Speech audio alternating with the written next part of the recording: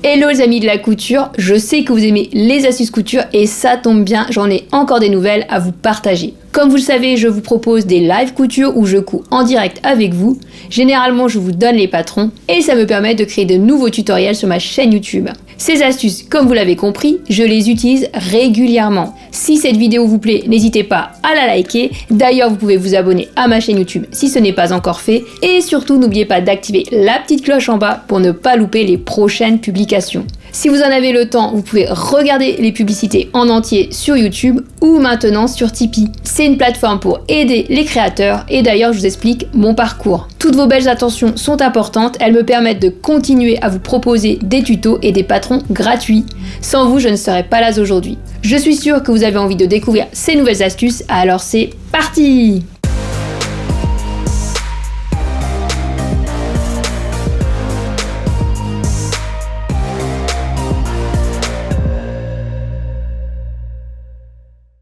Si vous devez réaliser un petit détail sur votre projet, qu'il soit grand ou petit, j'ai une petite astuce, c'est très facile et vous n'aurez pas besoin d'utiliser du thermocollant double face. J'ai fixé ce petit nez sans avoir eu besoin d'épingler, je vous montre ma petite astuce. Vous avez besoin de votre patron, d'un tissu qui ne s'effiloche pas, ici c'est du cuir, un bâton de colle sans solvant pour enfants, un feutre textile effaçable, je prends le simili-cuir et je retourne sur l'envers, je pose le nez sur ma chute et je trace le contour de la pièce, je prends mon temps. J'indique les repères du milieu. Je coupe le museau, c'est important d'avoir des bons ciseaux de couture pour couper bien droit.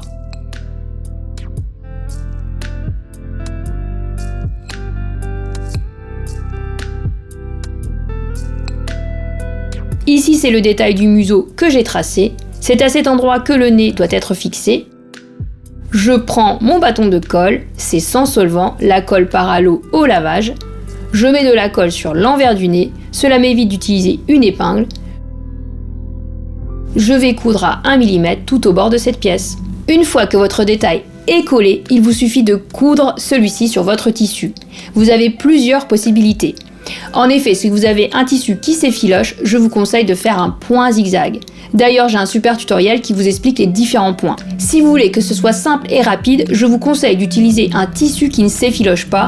Moi, j'ai utilisé du simili-cuir, mais vous avez aussi de la feutrine. Ensuite, il vous suffit de coudre à 1 mm tout autour de votre détail et je vous conseille de le régler à 5 points par centimètre.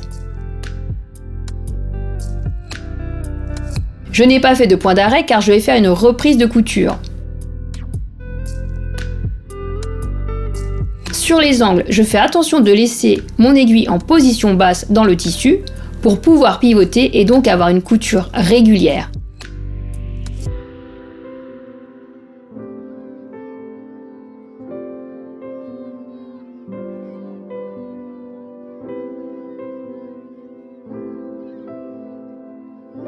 Je coupe les fils qui dépassent. Le nez est parfaitement fixé, c'est propre et joli.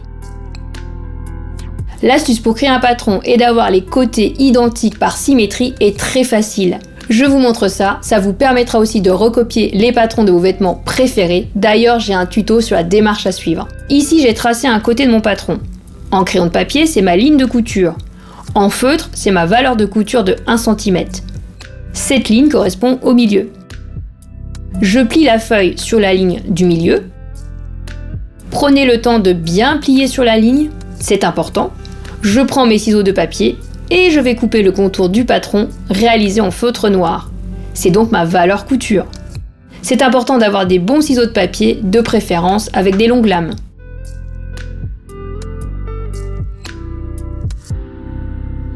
Je déplie la feuille, j'obtiens un patron avec une forme symétrique. Si vous avez besoin d'obtenir les détails de votre patron, par exemple les repères ou le détail de ce museau, c'est super facile, je vous explique comment procéder. J'espère que ce tuto vous plaît, d'ailleurs j'ai hâte de lire vos commentaires, n'hésitez pas du coup à me poser aussi des questions, tout ça me motive et me donne envie de continuer à vous proposer du contenu. D'ailleurs n'hésitez pas à liker, merci. On veut la symétrie du museau, on plie à nouveau la feuille. Je colle le patron à une fenêtre, avec la lumière du plein jour, je vois tout par transparence. Je trace au crayon les traits de mon museau, Comme il a été tracé au feutre noir, je vois très bien. Il faut juste plier sur la ligne du milieu. Je prends un feutre noir, j'aime bien mettre au propre mon patron. Une fois que l'encre est séchée, je vous conseille de gommer. Maintenant, pour tracer les repères qui sont à l'intérieur de mon patron, je me prends plus la tête. Pour les mettre sur le tissu, je découpe carrément donc mon patron, vous avez vu, oui, et je vous montre comment faire ça proprement. Au fait, si ce tuto vous plaît, n'hésitez pas à prendre le temps de partager autour de vous, ça permet de faire connaître ma passion et mon univers. Je veux indiquer sur mon patron les repères de ce museau. Sur le tissu, je vais couper cette ligne de milieu jusqu'au nez et je vais ensuite couper les courbes. Je vous conseille de le faire avec soin. Vous voyez, c'est hyper facile. Je coupe rapidement la courbe.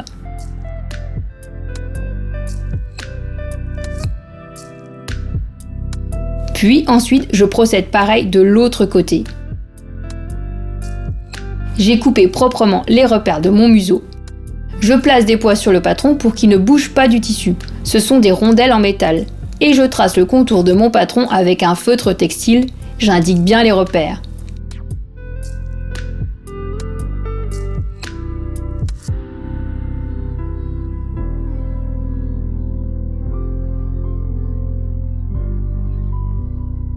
J'en viens à tracer le détail du museau. J'écarte la feuille minutieusement. Je finis par la ligne du haut. Je retire les poids. Le nez sera fixé à cet endroit. L'astuce que je vais vous expliquer, je l'ai conseillée à une de mes cousettes qui me suit régulièrement. Elle voulait en fait couper le sac à tarte et pour qu'elle gagne du temps, je lui ai montré comment faire pour couper en une seule fois le tissu motif et le tissu uni du sac à tarte. Prenez le temps de repasser vos tissus. Tracez vos pièces sur le tissu le plus clair ou celui qui est uni. Ici, je fais un carré. Je prends l'exemple du sac à tarte. Je continue pour tracer les anses. Si vous avez des pièces ovales ou autres, pensez à poser des poids. Je trace toujours avec un feutre textile effaçable, mais c'est possible avec une craie. Je pose le tissu noir, la doublure, puis ensuite le tissu rouge où j'ai tracé mes pièces. Je vérifie que mes tissus sont bien posés et j'épingle l'intérieur de mes pièces. C'est très important, l'intérieur. Je prends le temps et je vérifie aussi que mes tissus soient bien aplatis. Je continue d'épingler l'intérieur de mes pièces. Il faut mettre suffisamment d'épingles. Puis je prends mes tissus et je coupe en tenant bien mes tissus. L'astuce que je vous ai montrée est pratique aussi avec un tissu fluide. On tracera dans ce cas le patron dans le tissu à motif raide ou uni. La dernière astuce que je veux vous partager, c'est quand on veut broder un détail sur son projet, qu'on n'a pas de machine à broder, on peut le faire à la main avec le point arrière. C'est ce que j'ai fait avec ces petits pinous que j'ai cousus pendant un live. Vous allez voir, c'est facile. Ces pinous, vous avez le tuto gratuit pour le tracer vous-même. Il est sur mon blog. Ici, j'ai fait le détail avec de la laine polyester en réalisant un point arrière à la main. Je vous conseille de la laine en coton pour crocheter, ou bien de la laine polyester. Une aiguille pour laine, bien évidemment, et un coupe-fil. Je fais un double nœud sur l'extrémité de la laine. Moi, j'ai pris celle en coton. Je brode la forme du museau en une fois. Pour que vos points soient réguliers, je vous conseille de prendre le temps d'indiquer des repères tous les 5 mm. J'aime bien utiliser ma petite règle. Je sors l'aiguille au repère pour ensuite piquer à 2 endroits en même temps. C'est le principe du point arrière. Cela permet d'aller vite, car je brode en laissant toujours mon tissu sur l'endroit. Je plante l'aiguille dans le tissu en suivant mes repères violets. Pour coudre en une fois, la petite astuce est de planter l'aiguille pour ressortir pile poil sur ce point. Ensuite, je continue toujours de la même manière. Pour finir, je plante l'aiguille dans le tissu pour que le fil ressorte sur l'envers du tissu. Et je réalise un double nœud. Je passe dans un fil et je forme une boucle. Je passe 2 fois dedans et je ferme doucement.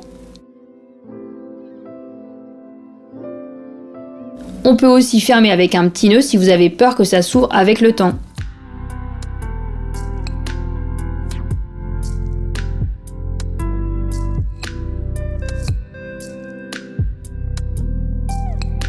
On aurait pu faire ce détail avec la machine, avec un point droit, mais pour que ce soit bien visible, je préfère l'astuce avec la laine. J'ai hâte de lire vos commentaires et découvrir sur les réseaux sociaux quelles astuces vous avez utilisées. Vous pouvez m'identifier, mais surtout pensez à utiliser le hashtag Atelier Alaska, car ça me permet de trouver vos photos en un clic et à n'importe quel moment de la journée. Si la vidéo vous a plu, vous pouvez la liker, un petit pouce bleu, vous savez, ça fait toujours plaisir. Vous pouvez bien évidemment vous abonner à ma chaîne YouTube si ce n'est pas encore fait. Vous pouvez revoir tous les passages de la vidéo en cliquant directement dessus, car j'ai pris le temps de paramétrer les chapitres. Si vous avez envie de soutenir ma passion, comme je vous l'ai dit en début de tutoriel, vous avez donc la possibilité de regarder maintenant des publicités sur Tipeee, c'est encore plus simple et peut-être plus rapide. Et vous avez aussi la possibilité de faire un don sur PayPal de n'importe quel montant. Je vous remercie d'être là avec moi et toujours plus nombreux. D'ailleurs, si vous avez envie de suivre mon actualité, vous pouvez tout simplement regarder l'onglet de la communauté de ma chaîne YouTube. Oui, donc n'hésitez pas à faire un petit tour.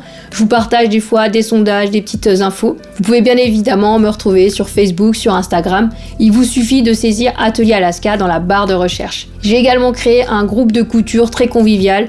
Il est privé, donc n'hésitez pas aussi à nous rejoindre. Il est convivial, on partage ses créations. Tous les liens sont indiqués dans la description sous la vidéo, donc n'hésitez pas à jeter un petit œil. Je vous remercie d'avoir regardé l'intégralité de cette vidéo et je vous dis à très bientôt.